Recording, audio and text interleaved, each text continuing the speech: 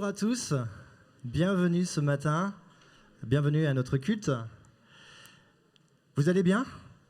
Oui, ce matin on a la joie de pouvoir vivre ensemble un culte de famille. Alors qu'est-ce que c'est qu'un culte de famille ? C'est un culte où les enfants vont rester avec nous.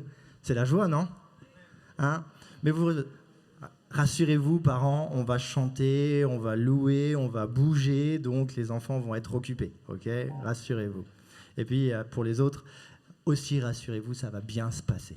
En tout cas, je voulais tous vous saluer ce matin. Bienvenue. Bienvenue à ceux qui nous visitent en cette période de vacances. Soyez particulièrement les bienvenus. Sentez-vous libres ici avec nous de louer le Seigneur, adorer le Seigneur. Et puis aussi dire bonjour à tous ceux qui nous regarderont derrière la caméra. Que n'importe quel moment de la journée, que vous puissiez vivre ce temps avec nous. Et on serait très heureux de pouvoir vous voir parmi nous. Voilà. Donc, qu'est-ce qu'on va faire ce matin ? On va louer Dieu. On va entendre les enfants chanter. Ils vont aussi nous montrer des chants avec des gestes. Est-ce que vous, parents adultes, vous êtes prêts ? Ouais, ça c'est pas du vrai prêt, ça. Est-ce que vous, parents adultes, vous êtes prêts ? Ouais. Est-ce que les enfants, vous êtes prêts ? Ils sont plus prêts que vous. On recommence. Les adultes, vous êtes prêts ? Ouais, ça c'est bon. Alors... La Bible est un livre merveilleux qui nous invite à venir, si tu peux me le projeter, le verset s'il te plaît, qui nous invite à venir goûter et constater que l'Éternel est bon, n'est-ce pas ? Notre Dieu est bon et nous allons tous nous lever ce matin et nous allons chanter ensemble, petits, grands, moins grands, plus grands encore. Tous nous allons louer le Seigneur avec la joie qu'il met dans notre cœur car il est bon.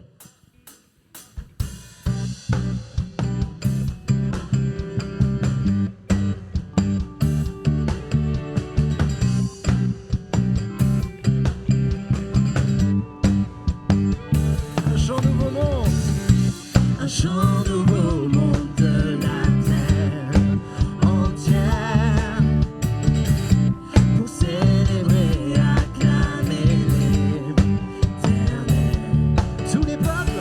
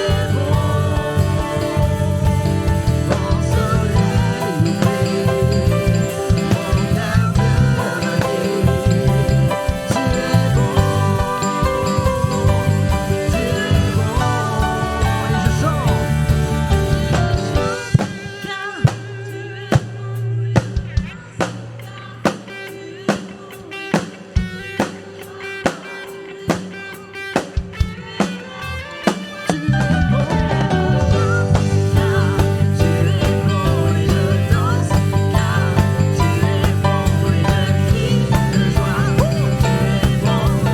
Tu es bon pour moi. Tu es bon, tu es bon, tu es bon pour moi.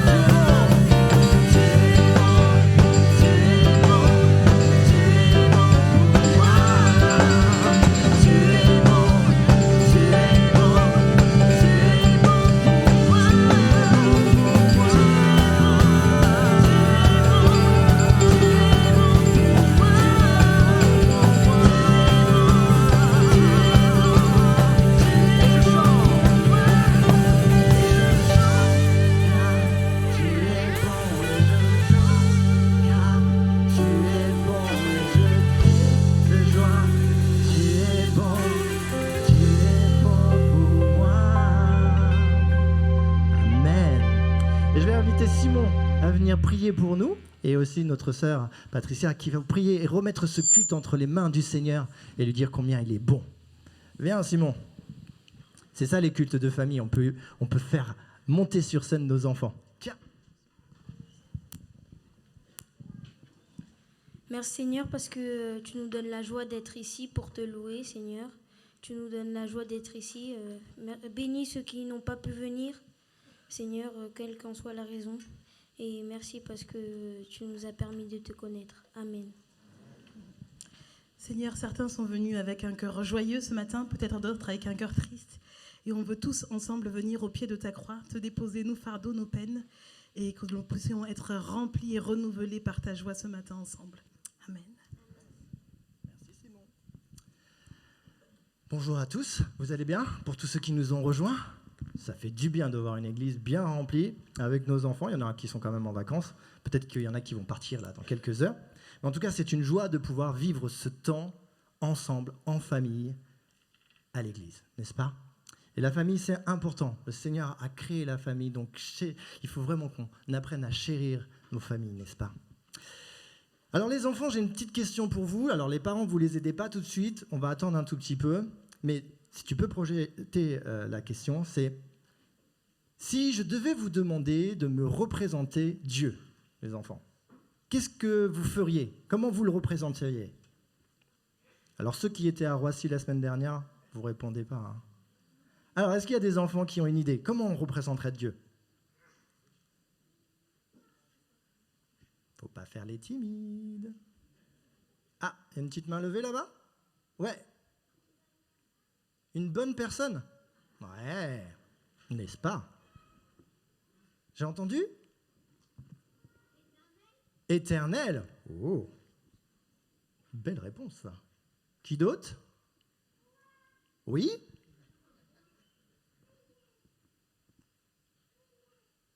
Prier. Ouais, notre Dieu est un Dieu de prière, donc on pourrait faire des mains justement qui prient Dieu, effectivement. Les parents, vous pouvez aider là. Ah, j'ai 2 mains levées pour la même personne là-bas. Non, c'est les 2 mains différentes. Allez-y les garçons, c'est quoi? Père Céleste, derrière. Le Père, le Fils et le Saint-Esprit. À côté. Il est saint. Waouh, il y a des bonnes réponses. Hein. Dis donc, moi je m'attendais à ce que vous répondiez, je sais pas, il ressemble à Superman, à Batman, à un super-héros super costaud, ou voire même à papa. Parce que des fois, papa est représenté comme quelqu'un de fort, de grand, de... Bon, c'est que mon impression à moi, ça d'abord. Pas grave. Et vous savez quoi? La parole de Dieu, elle est très riche. Et je vais inviter mon petit copain Josué à venir avec moi sur scène. Allez, viens Josué. Ah, vous pouvez l'applaudir parce que c'est pas simple. Hein. Tiens, tu peux prendre ce micro-là? Et on va voir dans la parole de Dieu quelques définitions en fait de ce que pourrait être Dieu. On peut projeter la première? Allez, hop. Dieu est éternel. Toi, Seigneur, tu es roi pour toujours, de siècle en siècle, tu restes Dieu. Psaume 102, verset 13. Donc Dieu est éternel. On l'a eu tout à l'heure, hein, et un enfant qui l'a dit. Hein. Bonne réponse. Allez, deuxième diapo. Hop. À toi. Dieu est saint. Saint, saint, saint, le Seigneur de l'univers, la terre entière est remplie de sa glorieuse présence. Ésaïe 6, verset 3. Voilà, notre Dieu est saint. Il est absolument saint dans toutes choses, à tout égard. C'est un Dieu puissant, juste et véritable. La sainteté de Dieu est remarquable. Troisième diapo. Dieu est souverain. Le Seigneur a dressé son trône dans le ciel. Il règne sur tout ce qui existe. Psaume 103, verset 19. Dieu est souverain sur toute chose, dans toute vie, dans toute la nature, dans toute la création, dans tous les événements. Dieu est souverain et il règne toujours. Dernière diapo. Attention. Dieu est omniprésent, omnipotent et omniscient. Notre Seigneur est grand, sa force est immense, son savoir-faire sans limite. Psaume 147, verset 5. Merci Josué. Franchement, c'était pas simple, hein. Tu peux poser le micro, Josué. Merci beaucoup. Omniprésent, omnipotent, omniscient. Mais qu'est-ce que ça veut dire ces mots-là? Franchement, les enfants, c'est des mots compliqués quand même, hein. En gros, en définition, ça veut dire que Dieu, c'est le plus fort.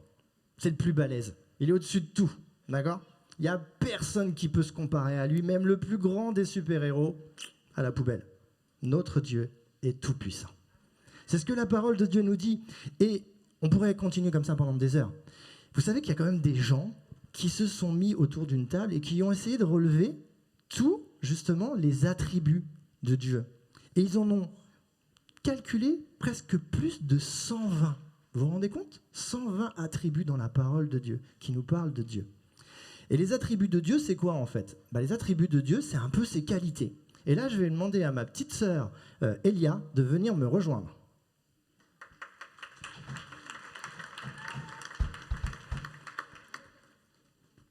Alors, avant ça, tu sais quoi, Elia? On va demander aussi aux enfants, et les parents, vous allez pouvoir aussi répondre, de nous citer les attributs de Dieu. Alors, est-ce que vous savez, les petits et les grands? On y va, une main levée. La bonté, fidélité, amour, patience. Attends, il y a des mains levées en bas. Allez. La sainteté, ouais, on l'a dit. À côté. La gloire, ouais. Devant. La puissance. Ouais, vas-y ma puce. Il est éternel, ouais. Derrière, ouais. La bonté, ouais. Encore ou pas? Il n'y a que des enfants là-bas ou il y en a d'autres à part? Enfin, on est tous enfants de Dieu, hein. Ah, là, il y a une main qui se lève, là. Miséricordieux, de ce côté-là. Il y a une petite main? Ouais. La justice, là. J'en ai vu? Non, c'est quelqu'un qui se gratte les cheveux. Au fond, à gauche. Oh, au fond, là-bas, ouais. T'as dit quoi? Tout. Ouais, bien joué. Là-bas, au fond. Est-ce qu'un grand peut dire plus fort parce que je deviens sourd, moi? La grâce, ouais. Bon, on va pas faire les 120 parce que sinon on va passer la matinée là. Mais notre petite sœur Elia, elle va nous aider à voir ce que la parole de Dieu dit. Allez, vas-y, on y va.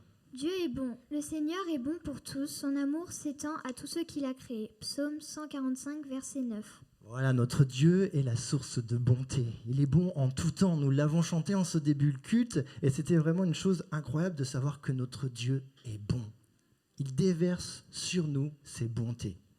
Allez, deuxième diapo.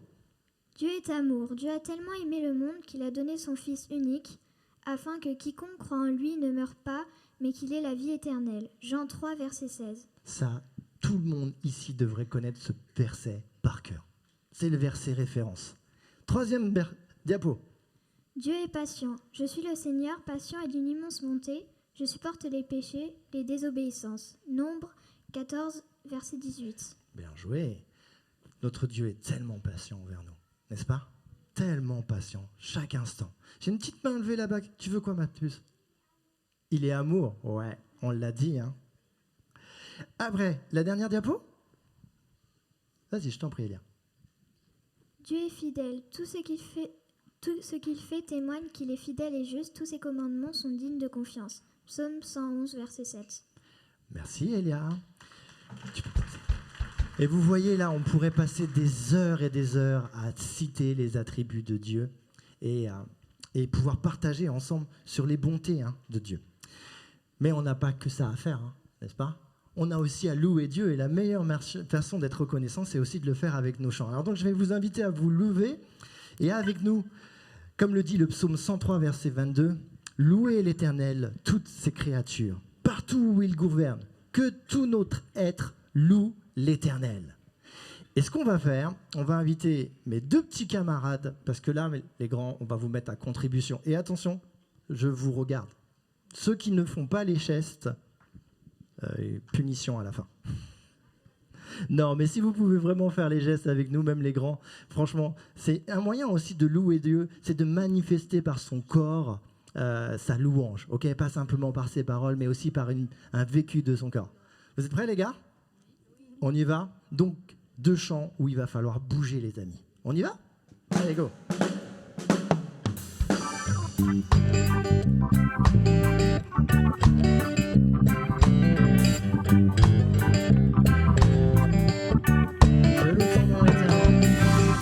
Je loue ton nom éternel. Seigneur, je célèbre ta bonté. Quelle joie tu mis en moi. Quelle joie tu viens pour nous sauver. Je loue ton nom éternel. Je loue ton nom éternel. Seigneur, je célèbre ta bonté. Quelle joie tu vis en moi. Quelle joie tu vis en moi. Quelle joie tu viens. Tu viens du ciel avec tes gestes. Tu viens du ciel sur la terre. Montrer la voie de la terre à la croix.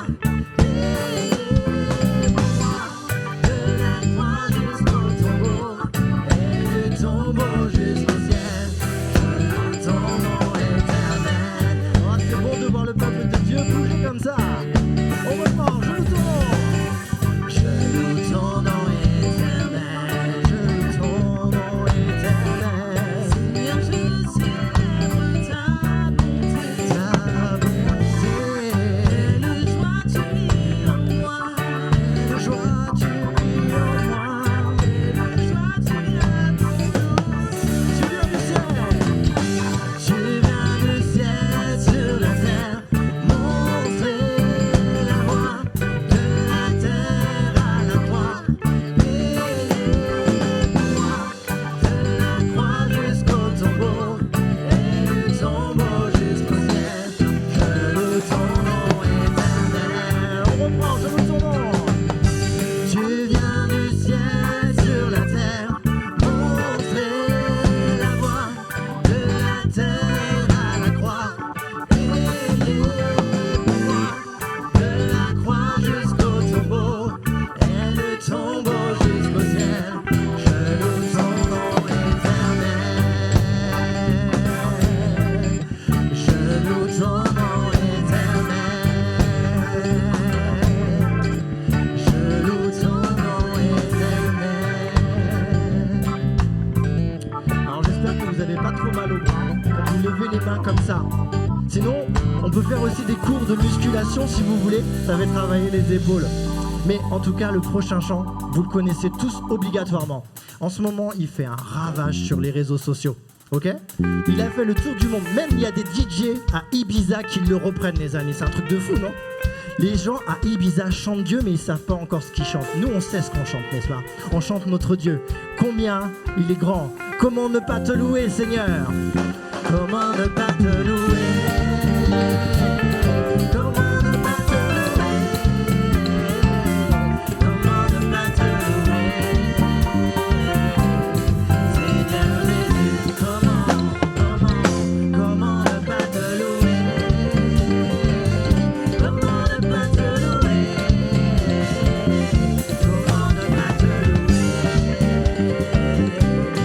Seigneur Jésus, quand je regarde autour de moi,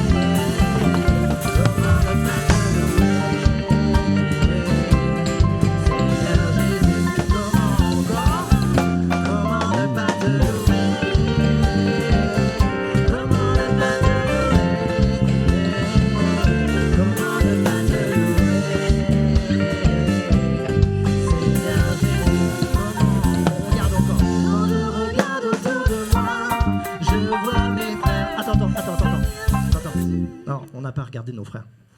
Non, non, non, non, franchement. Et les frères, vous êtes là? Et les frères, vous êtes là? Ouais. Donc vous avez compris? Quand je regarde autour de moi, je vois mes frères. Donc regardez un homme. Regardez pas votre femme. On sait que vous l'aimez. D'accord? Ouais, regardez un homme et vous le checkez. Ok? Voilà. Il n'y a plus de Covid, rassurez-vous. Alors, quand je regarde autour de moi, je vois mes frères. Vous êtes prêts? Et après, Seigneur Jésus, merci pour eux. N'est-ce pas? Attends, c'est après Geneviève. Ah, Geneviève, elle va aller trop vite. On a prévu, Geneviève. La chanson ne le prévoit pas. Moi, j'ai prévu. Et après, on va faire merci pour nos sœurs, n'est-ce pas? Et là, vous regardez une sœur et vous la checkez. D'accord? Vous êtes prêts? Vous avez compris? C'est bon, vous avez compris? Et les sœurs, je veux aussi vous entendre crier. Hein. Merci pour elles et merci pour eux. On y va? On recommence, les gars? Je regarde autour de moi, je vois mes frères. Seigneur Jésus, comment ne pas te louer? Seigneur Jésus, comment? Quand je regarde autour, je vois mes sœurs. Ouais.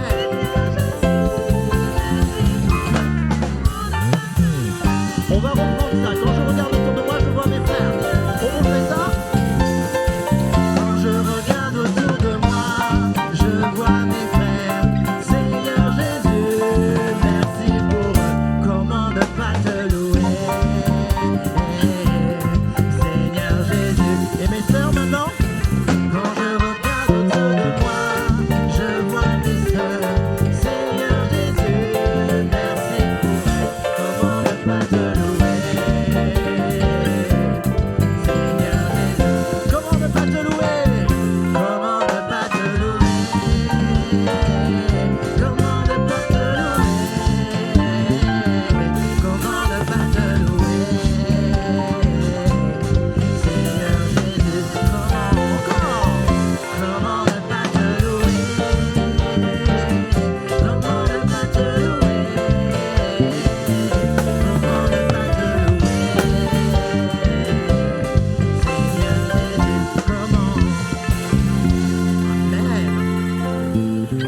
Amen. Merci Seigneur, que la gloire lui soit rendue. Et la meilleure façon de louer le Seigneur, les amis, c'est de le prier. Et je vais vous inviter simplement à faire vous savez, les prières popcorn. Merci Seigneur pour. Merci Seigneur pour. Des prières courtes, mais qu'on nous puissions tous prier au moins une fois ce matin. On y va? On prie ensemble, petits et grands. Hein. Les petits, n'hésitez pas à prier. Les grands, vous savez. Allez, prions ensemble. Amen.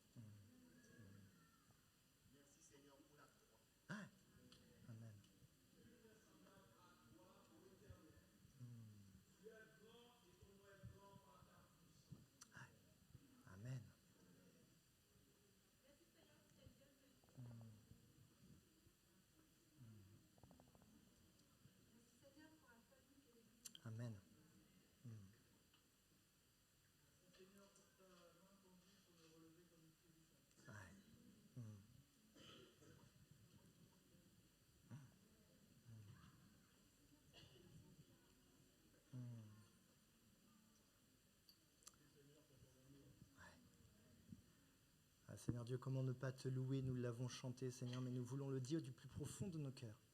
Comment ne pas te louer, toi, le Dieu grand et merveilleux? Combien tu es grand, Seigneur, combien tu règnes sur toutes choses. Et même quand on doute, Seigneur, tu es là, tu es présent. Tu es un Dieu bon, merveilleux, fidèle, saint, éternel. Nous nous sommes rappelés simplement quelques attributs que tu as, Seigneur. Mais combien tu es tellement grand, Seigneur, infiniment plus grand que tout ce que nous pensons, Seigneur. Merci pour ce temps en famille ce matin, que ce soit la famille propre, enfants, parents, adultes, et aussi la famille de Dieu, Seigneur. Nous voulons te prier pour chacun d'entre nous, Seigneur, que nous puissions avoir ces liens d'unité ensemble, que nos familles soient unies en toi, Seigneur, que nous cherchions toujours à te trouver, toi, Seigneur, pour proclamer combien tu es grand, Seigneur Dieu. Amen.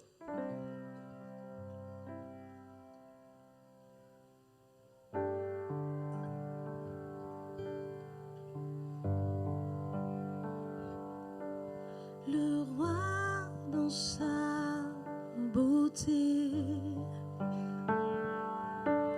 vêtu de majesté, la terre est dans la joie, la terre est dans la joie, sa gloire resplendit. L'obscurité s'enfuit au son de sa voix, au son de sa voix. Combien Dieu est grand, oui, chantons combien Dieu est grand, et tous verront combien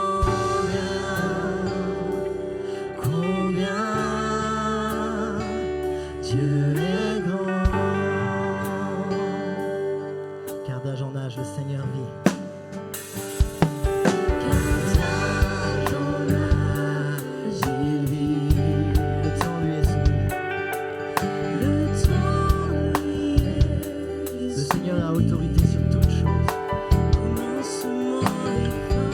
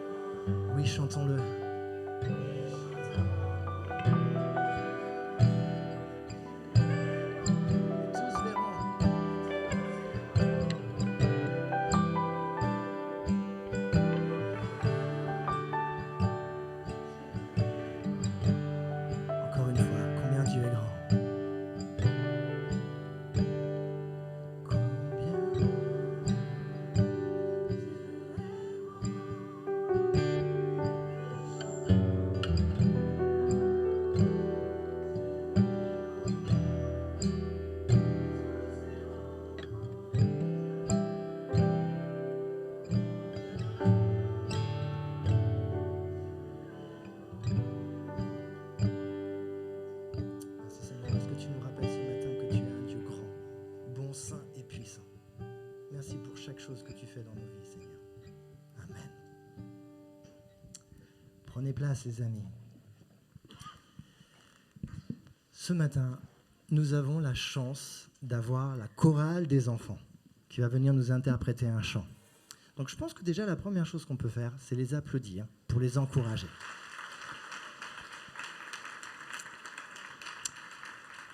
Et justement, nous venons de chanter que Dieu est grand, combien Dieu est grand.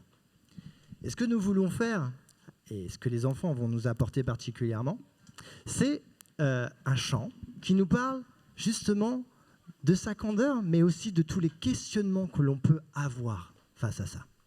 Et il y a un texte dans la parole de Dieu qui s'apprête vraiment pour ce chant. Je vais vous le lire. On le trouve dans Matthieu, mais en fait, c'est des mots rapportés de la parole d'Ésaïe. « Voici mon serviteur, dit Dieu, celui que j'ai choisi, celui que j'aime et qui fait toute ma joie.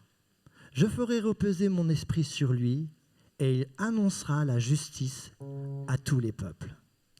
Il ne cherchera pas querelle, il ne criera pas, il n'entendra pas sa voix dans les rues, il ne brisera pas le roseau qui se ploie et il n'éteindra pas la lampe dont la mèche fume encore.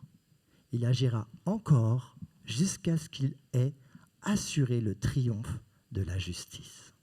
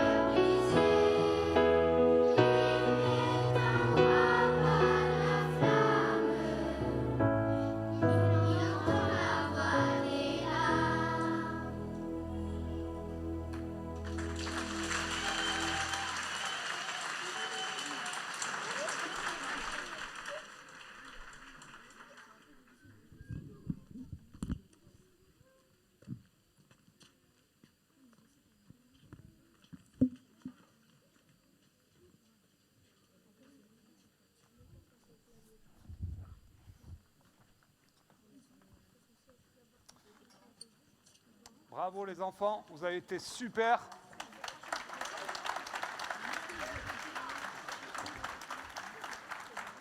Pas évident de chanter devant autant de personnes, hein, je peux vous le dire. Hein. Ça fout le trac. Et moi-même, ce matin, je le traque. Alors, j'aimerais vous dire ce matin que je vais vous faire un message que j'ai intitulé « Le message flambolos ». Vous connaissez les flambolos ou pas? Ça vous parle? Les enfants, vous connaissez les flambolos? Non? Alors, pourquoi message flambolos? C'est des bonbons que j'ai redécouverts il n'y a pas longtemps. Il y a 2 semaines, c'était mon anniversaire. Et il y a quelqu'un de l'équipe, dans notre équipe de pasteurs, qui m'a offert un paquet de bonbons, des flambolos. Pourquoi ça m'a fait trop plaisir? Déjà parce que je les aime trop, voilà, ça ressemble à ça. C'est des espèces de petits flans qui sont très très sucrés, qui ont le goût du caramel et qui nous rappellent, en tout cas moi, qui m'ont rappelé un souvenir de mon enfance. Parce que quand j'étais petit, j'allais toujours au bureau de tabac, je prenais des flambolos et je les mangeais, j'aimais trop ça. Et ce matin, pourquoi un message flambolo? Parce qu'on va parler d'une histoire qui peut-être va vous rappeler votre enfance. Et moi, en tout cas, c'est une histoire que je lisais beaucoup quand j'étais petit. Et pour vous rappeler, les enfants, parce que vous ne savez peut-être pas, mais nous, les adultes, ici, on fait toute une série de messages sur le thème de Sola Scriptura, qui veut dire seulement la Bible. Et depuis le début de l'année, depuis septembre, on étudie livre par livre, dimanche après dimanche, toute la Bible. On a commencé avec Genèse, ensuite Exode, après Lévitique, après... Exactement, et on a continué, et aujourd'hui on arrive au livre de Daniel, exactement. Et on va lire aujourd'hui, dans le livre de Daniel, une histoire qui est très très spéciale et qui est très flambolo. Alors, avant de vous lire cette histoire, je vous invite à prier avec moi.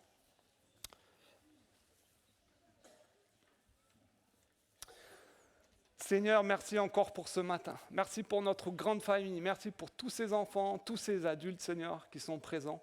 On est reconnaissant pour toute cette grande famille que tu as constituée ici à Ponto. Merci pour notre famille aussi qui est à Roissy en ce moment. On te bénit pour eux, Seigneur.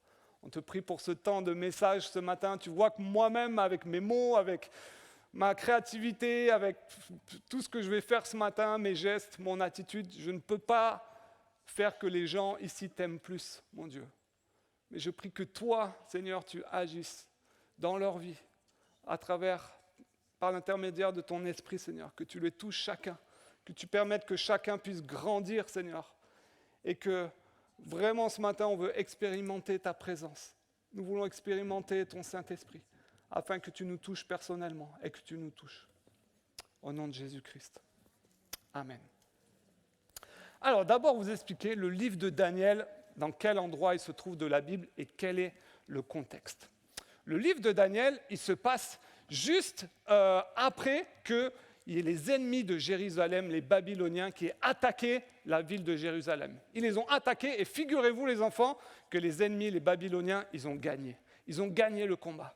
Et du coup, ils ont pillé la ville et ils ont fait plein de prisonniers et ils les ont pris, ils les ont ramenés dans leur royaume à Babylone. Et parmi ces prisonniers, il y a 4 hommes dont il nous est parlé dans le livre de Daniel. Il y a Daniel et 3 de ses amis. Vous connaissez ces noms ou pas? Exactement, Shadrach, Meshach et Abednego. Exactement, donc c'est des amis de Daniel.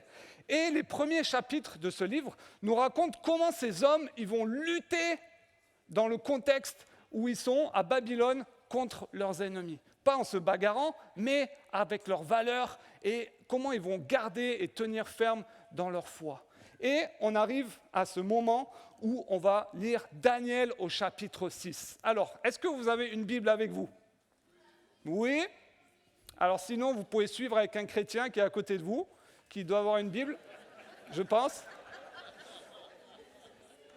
Donc sortez votre Bible, prenez-la, prenez votre smartphone, et puis vous allez pouvoir suivre Daniel chapitre 6, et nous on va lire à partir du verset 11. Alors, pour gagner un peu de temps entre le verset 1 et le verset 11. Voici ce qui se passe.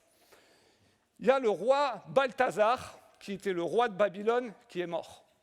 Et il y a un nouveau roi qui va venir à sa place, qui s'appelle le roi Darius. Et celui-ci, ce roi Darius, va choisir des hommes qui sont très intelligents, supérieurs à la normale, qui ont beaucoup de sagesse, beaucoup d'expérience, pour l'aider à diriger son royaume. Et parmi ces personnes qui vont être choisies, il va y avoir Daniel. Exactement, Daniel va être choisi pour aider Darius à gouverner le pays. Mais il se trouve que Daniel, il est encore plus intelligent que tout le monde, plus intelligent que tous les autres conseillers. Il est plus sage. Et qu'est-ce qui va se passer? Tous les autres vont commencer à être jaloux contre Daniel. Tellement jaloux qu'ils vont essayer de faire un plan, de réfléchir à une stratégie pour piéger Daniel. Et ils vont aller voir justement le roi Darius et ils vont lui dire la chose suivante. Il faudrait que tu crées une nouvelle loi, un édit royal, on appelait ça à l'époque, pour que tu empêches toutes les personnes de ton royaume de prier une autre personne que toi qui es le roi. Tous les autres dieux, impossible de prier, et ça pendant 30 jours. Et il savait très bien que Daniel, lui, priait un autre Dieu, priait le vrai Dieu. Et il savait qu'ils allaient le piéger. Et on arrive donc à notre texte de Daniel, et on va lire à partir du verset 11. Quand Daniel apprit que ce décret avait été signé, donc cette loi, il entra dans sa maison, les fenêtres de sa chambre haute étant ouvertes en direction de Jérusalem. 3 fois par jour, il se mettait à genoux pour prier et louer son Dieu. Il continua à le faire comme auparavant. Alors, ces hommes firent irruption chez lui. Ils le surprirent en train d'invoquer et d'implorer son Dieu. Aussitôt, ils se rendirent chez le roi pour lui parler de l'interdiction royale. « N'as-tu pas signé un décret d'interdiction, dirent-ils, stipulant que quiconque adressera dans les 30 jours une prière à quelconque Dieu ou homme que ce soit, si ce n'est à toi, Majesté, serait jeté dans la fosse aux lions ?» Le roi répondit, « Il en est bien ainsi, conformément à la loi des Mèdes et des Perses qui est immuable. » « Eh bien, reprirent-ils devant le roi, Daniel, l'un des déportés de Juda, ne fait aucun cas de toi, Majesté, car il n'a pas respecté l'interdiction que tu as signée. 3 fois par jour, il fait sa prière. » Lorsque le roi entendit ces paroles, il fut vivement peiné et décida de délivrer Daniel. Jusqu'au coucher du soleil, il chercha à le sauver. Mais ces hommes se rendirent ensemble chez le roi et lui dirent « Sache, Majesté, que la loi des Mèdes et des Perses veut que toute interdiction et tout décret promulgué par le roi soit irrévocable. » Alors le roi ordonna d'emmener Daniel et de le jeter dans la fosse aux lions. Wow. Il s'adressa à Daniel et lui dit « Puisse ton Dieu que tu sers avec tant de persévérance te délivrer lui-même. » On apporta une grosse pierre et on la mit devant l'entrée de la fosse. Le roi y apposa son sceau avec son anneau et ceux des hauts dignitaires, afin que rien ne puisse être changé aux dispositions prises à l'égard de Daniel. Après cela, le roi rentra dans son palais. Il passa la nuit sans manger et refusa tout divertissement, et il ne parvint pas à trouver le sommeil. On va s'arrêter là pour le moment. Est-ce que vous êtes déjà imaginé vous mettre à la place de Daniel dans notre contexte? Imaginez quelqu'un vous dit « Plus le droit de prier Dieu, c'est interdit maintenant, sinon il va se passer quelque chose de très grave pour toi, on va presque te tuer. » Quelle est votre attitude? Qu'est-ce que vous feriez? Difficile à dire, hein? Et c'est pour ça que j'aime beaucoup cette histoire et que je voulais l'aborder ce matin, parce que c'est important pour nous de comprendre qu'est-ce qui a permis à Daniel d'être aussi courageux, de tenir ferme dans sa foi, de ne pas faire de compromis et de garder confiance en Dieu. Et c'est ce qu'on va voir ce matin. Quel est le caractère spécifiquement de Daniel, de cet homme? On ne va pas voir tout le livre de Daniel, toutes les histoires parce qu'il y en a plein, mais on va se centrer sur le caractère de Daniel. Et la première chose que je voulais souligner avec Dieu, avec vous et avec Dieu, c'est que Daniel était un homme qui aimait Dieu profondément. Dans tout le livre de Daniel, on voit combien Daniel était un homme de prière. Il passait beaucoup de temps avec son Dieu. Il était fidèle, courageux. Il avait une confiance en Dieu qui était supérieure aux autres. Il aimait Dieu passionnément. Et c'est un exemple pour nous à suivre. Et c'est pour ça que je voulais l'aborder avec vous ce matin. Est-ce que nous aimons Dieu à ce point-là? Est-ce que nous, on aime autant Dieu que Daniel? Lorsqu'on a créé notre famille, Jérémie est arrivé, Mia est arrivée dans notre famille. Et ce que j'aime le plus, je ne sais pas pour vous les parents, quand les enfants ils grandissent, c'est de voir leur évolution. Ils découvrent plein de choses, ils cherchent à découvrir, à comprendre des choses, et parfois ils posent 10 000 questions dans la journée, hein, vous connaissez ça, hein. Des questions parfois qui sont farfelues, où on a zéro réponse, mais qui sont difficiles. Un jour, Jérémie m'a posé la question, est-ce que papa, les zèbres, Dieu il les a créés noirs avec des rayures blanches, ou est-ce qu'il a créé les zèbres blancs avec des rayures noires? Ah, vous rigolez, mais c'est quoi là? Qu'est-ce que vous diriez, vous, la réponse? Difficile, hein? Mia m'a dit une fois aussi, papa, quand je serai maman, toi tu seras un papy, mais moi quand je serai une mamie, tu seras quoi? Ok. Plus grand-chose, je pense. Mais il y a plein de questions farfelues comme ça, et spécialement quand ils découvrent les émotions et les sentiments. Et l'amour spécialement. Combien de fois j'ai entendu « Papa, pourquoi est-ce que tu m'aimes? Explique-moi pourquoi tu m'aimes. Dis-moi pourquoi tu m'aimes. » Et dans la Bible, Jésus lui-même va poser cette même question à un de ses disciples, un de ses grands amis qui s'appelle Pierre. C'est un temps spécial où Jésus va se retrouver en tête-à-tête avec son ami Pierre, et il va lui demander « Est-ce que tu m'aimes ?»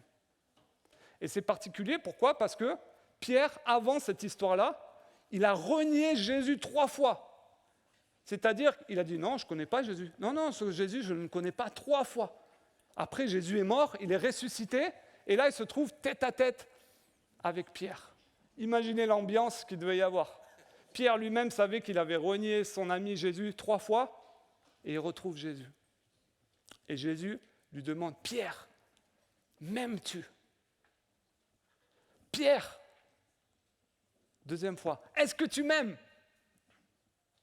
Et même une 3e fois, Pierre, vraiment m'aimes-tu? Pourquoi est-ce que Jésus il insiste comme ça? Pour être sûr de l'engagement, de l'amour de son ami pour lui. Il savait tout ce qui allait arriver après, il savait toutes les difficultés qu'il allait vivre ensuite. Il voulait être sûr de son amour intense et ferme pour lui. Et si Jésus venait vers toi cette semaine, et s'il te demandait, Audrey, m'aimes-tu? Stéphane, est-ce que tu m'aimes? Marcélie, est-ce que tu m'aimes? Qu'est-ce qu'on répondrait? Qu'est-ce que tu répondrais à cette question que Jésus te pose? Avec ma femme, cette année, ça fait 14 ans, 14 ans, chérie, qu'on est mariés. Ça fait un bout de temps, hein? Et je voudrais vous poser la question ce matin, et je vais prendre des notes, j'ai amené un petit stylo pour entendre vos réponses. Si vous deviez m'interviewer et me poser des questions pour savoir combien j'aime ma femme, qu'est-ce que vous diriez? Qu'est-ce que vous me poseriez comme question pour savoir si j'aime ma femme et à quel niveau j'aime ma femme? Je vous écoute. Je prends des notes. Est-ce que je donnerais ma vie? Ok. Combien de temps tu passes avec elle? Le temps, ok. Très bonne question. D'autres questions? Qu'est-ce que je fais pour elle? D'autres questions? Est-ce que je lui dis que je l'aime tous les jours? Ok.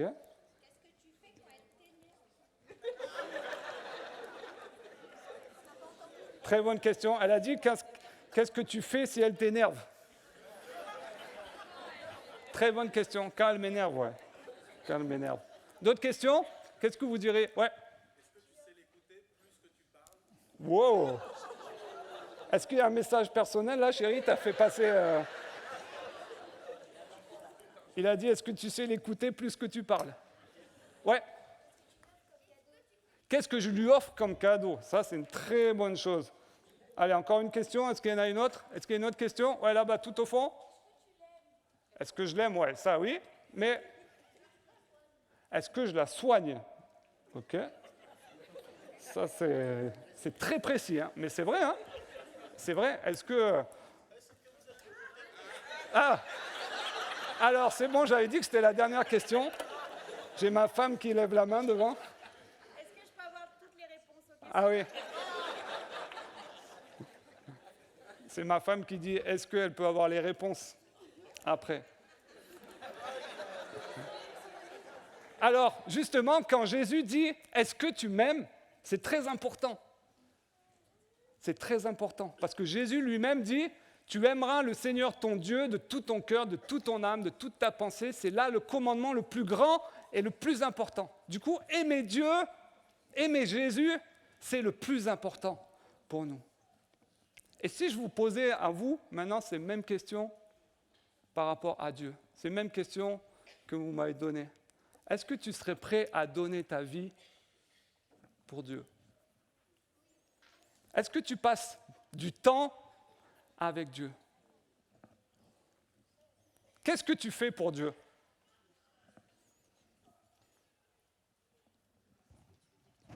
Qu'est-ce que tu fais quand...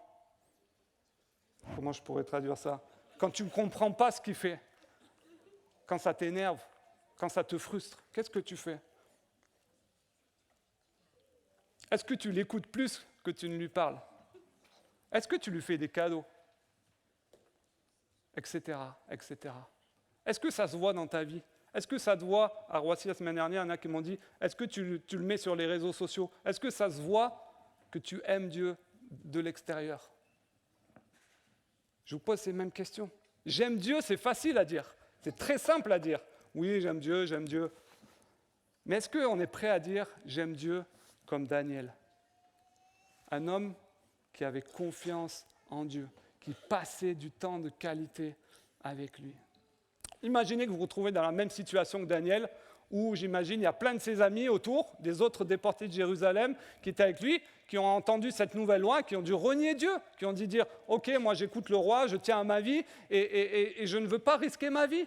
Imagine tout autour de vous, là, ici, où un dimanche matin, Manu arrive, il vient sur l'estrade, il dit « Ok, les gars, je me suis trompé, n'écoutez plus ce que je dis, la parole de Dieu, c'est faux, vous êtes trompés. » Imaginez que vos parents disent la même chose. Ok, finalement, tout ce que je t'ai éduqué, je me suis trompé, n'écoute pas ça. Qu'est-ce que vous feriez? Est-ce que vous continueriez à dire « J'aime Dieu » ? Quoi qu'il en soit, je veux garder confiance en Dieu, dans sa parole, continuer à l'aimer, quoi qu'il en soit, coûte que coûte. Être comme Daniel, tenir ferme dans sa foi, quelles que soient les choses qui viennent autour, quelles que soient les circonstances, même dans les moments difficiles, et assumer notre attachement à lui, avoir un amour inconditionnel pour Dieu. Waouh! Quel exemple pour nous! Un homme qui aime Dieu. Prenons exemple sur cet homme, sur Daniel. La deuxième chose du caractère de Daniel que je voulais aborder avec vous, c'est que c'est un homme sans compromis, zéro compromis. Dans tout le livre de Daniel, on voit que Daniel, il reste ferme face aux tentations qui sont extérieures, face à toutes les propositions qui sont face à lui de renier Dieu. À chaque fois, il va faire les bons choix de suivre Dieu et uniquement Dieu. Dans le texte qu'on a lu, on voit que quand Daniel apprit que ce décret avait été signé, il entra dans sa maison, les fenêtres dans sa chambre haute étaient ouvertes en direction de Jérusalem. Il arrêta de prier? Non! 3 fois par jour, il se mettait à genoux pour prier et louer son Dieu. Il continua à le faire comme auparavant. Zéro compromis. C'est un exemple pour nous à suivre. Est-ce que nous aimons Dieu et uniquement Dieu, sans faire de compromis dans notre vie de chrétien. Malgré notre amour pour Dieu, des fois, il y a plein de choses qui viennent s'immiscer dans notre vie ou des tentations auxquelles on cède et qui ne font pas plaisir à Dieu. Puisque j'ai utilisé l'image du mariage, souvent, ma femme, elle me dit, on s'assoit sur le canapé, face à face, elle me dit, « Chérie, est-ce qu'il y a des choses que tu vois en moi qui ne te plaisent pas, que tu aimerais que je change pour te faire m'aimer plus ?» Et j'honore cette question parce qu'elle veut travailler pour corriger son caractère parfois et faire ces choses, ne plus faire ces choses envers moi. Et quand on aime quelqu'un, on veut effacer toutes les choses qui ne vont pas, qui ne lui plaisent pas, évidemment. Dans le texte de Psaume 139, on voit le psalmiste qui demande à Dieu « Sonde-moi, ô Dieu, et pénètre mon cœur, examine-moi, pénètre les pensées qui me bouleversent. Considère si je suis sur le chemin du mal et dirige-moi sur la voie de l'éternité. » David pose la même question qu'Alex m'a posée à moi. Est-ce qu'il y a quelque chose que tu n'aimes pas en moi? Et si tu devais poser cette question à Dieu ce matin? Ok, Seigneur, mon Dieu, je t'aime. Est-ce qu'il y a des choses que tu n'aimes pas en moi que tu voudrais que je change? C'est dur à poser cette question. Parce que des fois, c'est des choses qu'on apprécie et des choses qu'on aime. Et c'est important. Jésus lui-même a dit, si tu m'aimes, tu obéiras à mes commandements. Et parfois, pourtant, il y a des péchés, des choses qui viennent à l'intérieur de nous, auxquelles on cède et qui sont toujours présents dans notre vie, avec lesquels on fait des compromis. Alors les enfants, vous ne savez peut-être pas ce que c'est un compromis. Alors pour ça, je vais utiliser une image que j'ai déjà utilisée. Alors excusez-moi ceux qui l'ont déjà vue, mais elle est très très très parlante.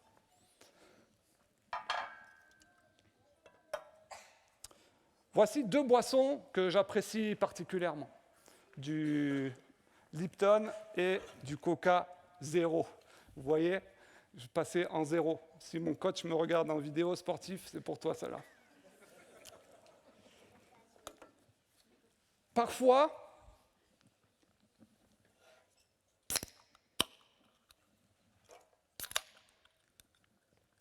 à la vôtre.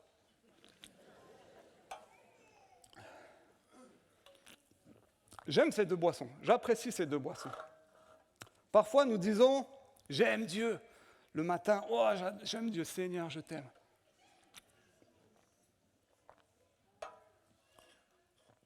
Et puis, à côté de ça, nous faisons des choses que Dieu n'aime pas, n'apprécie pas. Parfois, on se réveille le matin, on lit la parole, on lit des versets, on dit « Merci Seigneur parce que tu m'as parlé ce matin ». Et puis, le soir, pour se détendre, on regarde des films Netflix qui n'honorent pas Dieu, avec des choses à l'intérieur de violence, d'immoralité, de choses qui ne plaisent pas à Dieu. Et on fait des compromis. Parfois, on prie dans la journée, on est bien avec le Seigneur, on passe du temps de qualité avec lui, et puis, quand on va au travail, en voiture ou en transport, on insulte les autres. Peut-être les enfants, le matin, vous priez avec vos parents pour aller à l'école, ou vous parlez à Dieu directement le soir avant de vous coucher, ce qui est une bonne chose. Et à l'école, quand quelqu'un vous embête, pardon, excusez-moi, j'aurais pas dû prendre du Coca Zéro finalement. Quand quelqu'un vous embête, vous avez des pensées qui sont vraiment pas bonnes et qui n'honorent pas Dieu. Et on pourrait continuer comme ça. Continuez comme ça. Priez des temps au travail avec vos frères, où vous appelez, vous passez du temps de qualité avec Dieu.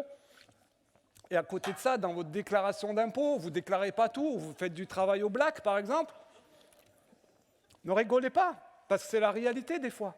Et des fois, on a ces compromis. On aime Dieu, certes, mais on aime parfois aussi les compromis. Et des fois, notre vie, c'est un espèce de mélange entre Dieu et des compromis. peut-être 90, 10, peut-être 70, 30, je ne sais pas, mais ça fait... Notre vie représente ça des fois. On a des sortes de compromis. Et n'attendez surtout pas que je boive cette boisson. Parce que tout le monde était en suspense, est-ce qu'il va le boire, est-ce qu'il va le boire, est-ce qu'il va le boire. Mais tout ça pour vous illustrer, les amis, que cette boisson, c'est nous des fois. On garde des choses à l'intérieur de nous qui sont des compromis, qui ne plaisent pas à Dieu. Et pour vous donner un exemple très concret, et là je vais parler de moi, sans vous parler de vous, la semaine dernière, en discutant avec ma femme, il y a quelque chose qui est ressorti dans ma vie, c'est que vraiment je passais trop de temps sur mon téléphone, sur les shorts de YouTube, pour ceux qui connaissent.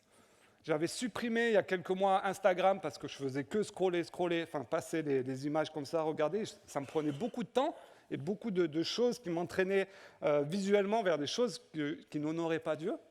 Et j'ai remplacé ça, j'avais encore YouTube sur mon téléphone et les shorts, allez, bam bam, je faisais ça, j'enchaînais, je passais un temps fou dessus le soir avant de dormir, ça occupait mes pensées, etc. Et en parlant avec ma femme, merci à ma femme, ça m'a fait ressortir que ça n'honore pas Dieu. Vraiment, ça n'honore pas Dieu. C'est du temps gaspillé. Des fois, c'est des choses qui sont anodines, mais qui nous entraînent à avoir des pensées qui ne sont pas bonnes. Du coup, j'ai supprimé cela, parce que c'était un compromis dans ma vie de chrétien. Vraiment. J'aime beaucoup cette image de Odercé, qui est un chrétien qui fait des bandes dessinées. Stop au compromis. Et on voit ce poisson qui va mordre le verre et dit, ce n'est qu'un petit verre, c'est qu'un petit compromis.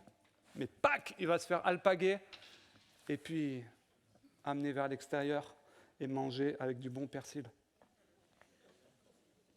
Et ça, les amis, les compromis, c'est une stratégie du diable pour nous détourner de notre amour pour Dieu.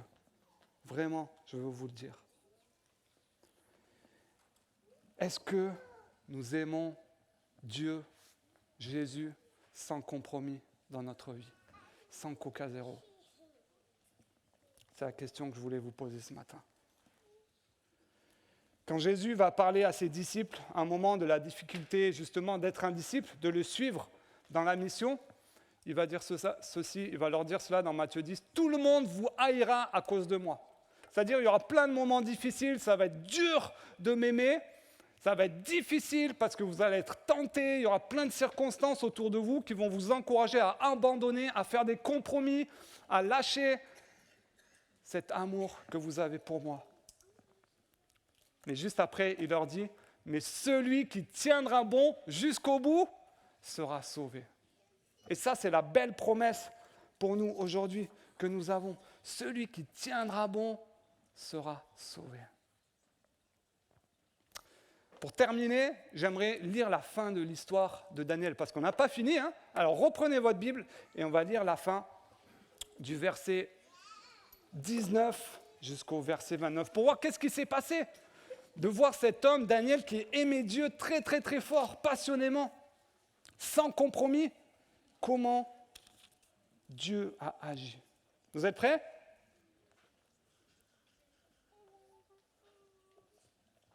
Après cela, le roi rentra dans son palais, il passa la nuit sans manger et refusa tout divertissement.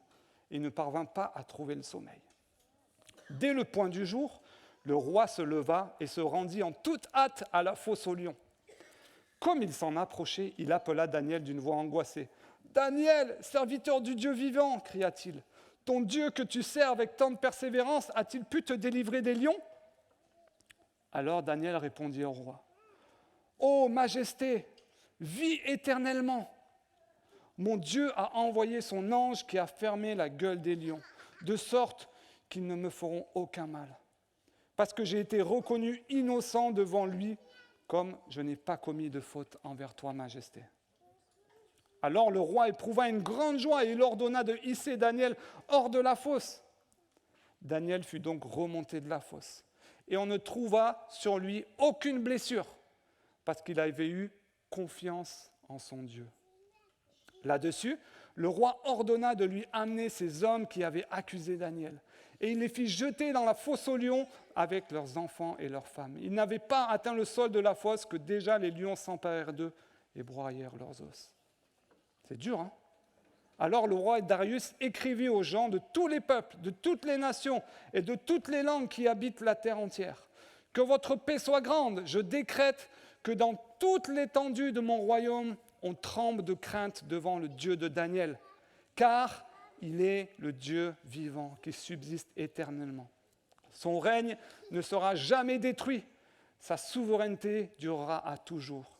Il délivre et il sauve, et il accomplit les prodiges, des signes extraordinaires dans le ciel et sur la terre, car il a délivré Daniel de la griffe des lions. Waouh! Dieu a agi envers Daniel. Daniel est un exemple pour nous, les amis, encore aujourd'hui, parce qu'il aimait Dieu profondément. Il a refusé à se plier aux exigences du contexte de son époque, du roi Darius. Il n'a fait 0 compromis. Et en réponse à cela, Dieu l'a protégé et l'a béni. Dans plusieurs endroits dans le livre de David, on voit que Dieu accompagne Daniel. Il dit que Daniel eut la faveur de Dieu, c'est-à-dire que Dieu était avec Daniel. Les amis, ce matin, à travers l'exemple de cet homme, je voudrais vous encourager à aimer Dieu de tout votre cœur, de toute votre âme, de toute votre pensée, de toute votre énergie. Prenons du temps dans la prière comme il le faisait. Créons une relation personnelle avec ce Dieu. Et surtout, bannissons les compromis de notre vie. Vraiment, j'insiste ce matin, ce n'est pas un message de plus que les autres, vous allez repartir dans votre vie normale, mais demandez à Dieu, est-ce qu'il y a des choses dans ma vie que tu n'aimes pas, que je fais par habitude et je ne m'en rends même plus compte peut-être? Des choses que je devrais changer, des compromis dans ma vie que je devrais changer. Nous voulons être des hommes et des femmes qui aiment Dieu sans compromis. Je vais prier.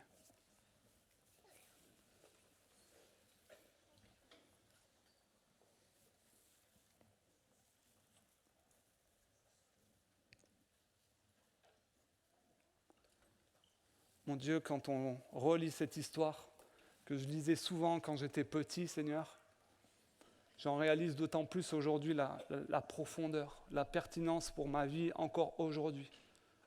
De prendre modèle sur cet homme, Seigneur, qui malgré les circonstances difficiles autour de lui, n'a pas fait de compromis, n'a pas cédé à la tentation de craindre pour sa vie et de se détourner de toi, de minimiser l'amour qu'il avait pour toi. Bien au contraire, il a continué à t'aimer, continué à prier, continué à te parler, d'avoir cette relation intime avec toi, sachant que tu serais supérieur à ce roi, Seigneur, que tu as une puissance qui était au-delà, Seigneur, du roi Darius.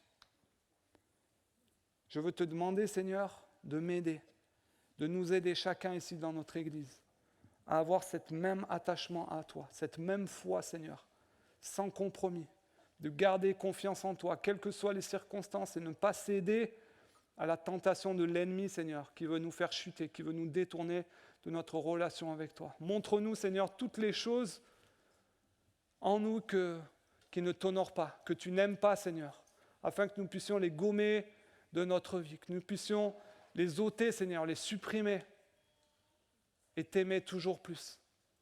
Toi et uniquement toi. Au nom de Jésus-Christ, j'ai prié. Amen. Et j'aimerais vous inviter à ce qu'on puisse chanter maintenant ce chant. Dieu merveilleux, je t'aime. Dieu merveilleux, je t'adore. Si c'est ce que vous croyez, si c'est ce que vous vivez, ce que vous ressentez, chantons-le de tout notre cœur et proclamons-le haut et fort.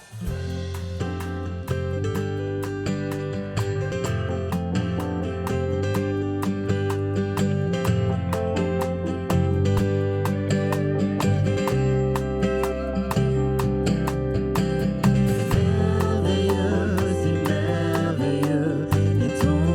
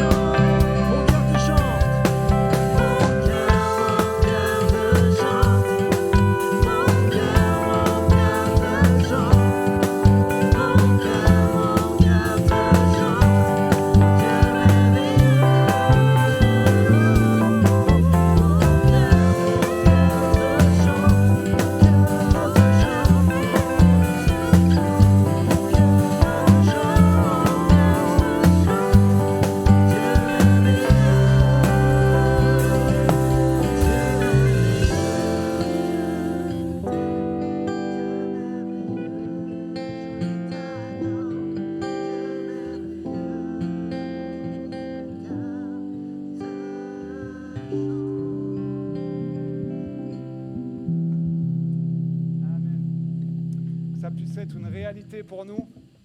Notre cœur te chante. Quelques annonces maintenant pour terminer notre culte en famille ce matin. D'abord, vous rappelez qu'après le culte, il y aura un temps de librairie avec notre super équipe qui est là, disponible pour vous. Si justement vous n'aviez pas de Bible ce matin, profitez-en pour aller en acheter une ce matin. Et il y en a vraiment tous les prix, des prix vraiment accessibles, avec des gros caractères, des petits pour les hommes, pour les femmes, enfin il y en a plein. Ça reste la même Bible, hein, évidemment, mais avec des fois des commentaires, des partages, des designs un peu différents. Donc allez-y, n'hésitez pas à vous rendre à la librairie ensuite. Cette semaine, on aura notre soirée de prière et de louange qu'on fait à chaque début de mois, donc ce vendredi soir. Et la particularité, c'est que ce sera à Roissy cette semaine. Pourquoi ? Parce que on va vivre, vous savez, notre Mosaïque Day dans bientôt un mois maintenant à Roissy. Et donc, on voulait mettre l'accent sur Roissy pour ce mois-ci. Et donc, la prière aura lieu à Roissy, à l'école Graines de Moutarde. Donc, vous recevrez le mailing avec toutes les informations. Si vous n'avez pas l'adresse à la fin, venez me voir. Si vous ne recevez pas les mailings de notre église, venez me voir. Je vous rajouterai avec grande joie pour que vous puissiez recevoir toutes les infos. Donc à partir de 20h ce vendredi à l'école Graines de Moutarde directement à Roissy, en Brie, sur place.